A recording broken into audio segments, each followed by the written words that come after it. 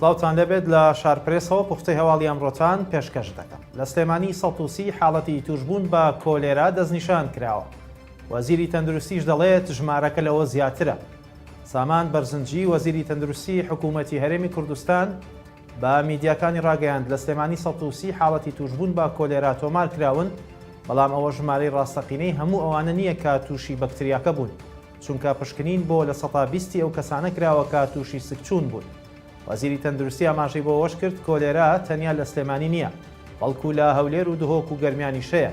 وتیشی بۆ بنەبڕکردنی بەکتریاکە پێویستمان بە سێکتەرەکانی تریش هەیە، وەک سەرچاوەی ئاوی خواردنەوە و سەوزە و پرۆژەکانی ئاو و ئالووەکانیش. سامان بەرزنجی باسی لەوەش کرد هەتا بەرەو زستان بڕۆین بڵاوبوونەوەی بەکتریاکە کەمتر دەبێتەوە. شاندی باڵای هەرێم لە بەغدان و لەگەڵ بەرپرسانی باڵای حکومی و حیزبی تاوتوێی پشکی هەرێم و موچە دەکەن. پێشنیوەڕۆی ئەمڕۆ شاندی باڵای حکوومەتی هەرێم گەیشتە بەغدا و لەلایەن وەزیرانی کورد و سەرۆک فراکسیۆنە کوردیەکانەوە پێشوازیان لێکرا.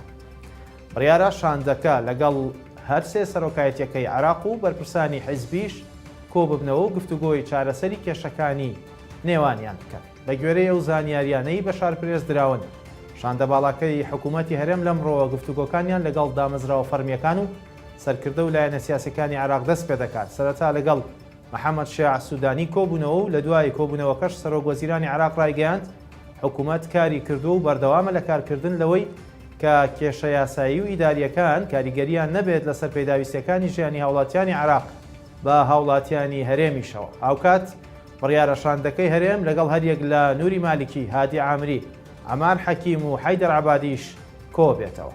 هەردوای چەند کاتژمێرێکیش لە گەیشتنیان بە بەغدا و دەستپێکردنی کۆبوونەوەکانیان بەشێک لە بەرپرسانی پارتی و یەکێتی میدیاکانیشیان ئاماژەی نزیکبوونەوە و ڕێککەوتنیان بڵاو کردەوە بەبێ ئەوەی باز لە شێواز و چۆنیەتی ڕێککەوتنەکان بکەن. وەزارەتی دەرەوەی ئەمریکا لەسەر کێشەکانی هەولێر و بەغدا هاتە دەنگ و لە پەیامێکدا وتەبێژی وەزارەتەکە داواکاریەکە ڕاستەی بەغدا دەکات. ماتیۆ میلەر وتەبێژی وەزارەتی دەرەوەی ئەمریکا لە پەیامێکدا ڕایگەیاند داوا لە حکوومەتەکانی بەغدا و هەولێر دەکەین بە گوێرەی دەستور کێشەکانیان لەسەر پرسی بودجە چارەسەر بکەن. میلەر ئەوەشی وتووە بە تایبەتی داوا لە حکوومەتی عێراق دەکەین بەڵێن و ڕێککەوتنەکانی لەگەڵ حکوومەتی هەرێمی کوردستان جێبەجێ بکات. ئەو پەیامەش لە کاتێکدایە ئەمڕۆ شاندێکی باڵای حکوومەتی هەرێم بە سەرۆکایەتی سەرۆکی حکوومەت و جێگرەکەی لە بەغدان بۆ چارەسەری کێشەکانی هەرێم و عێراق.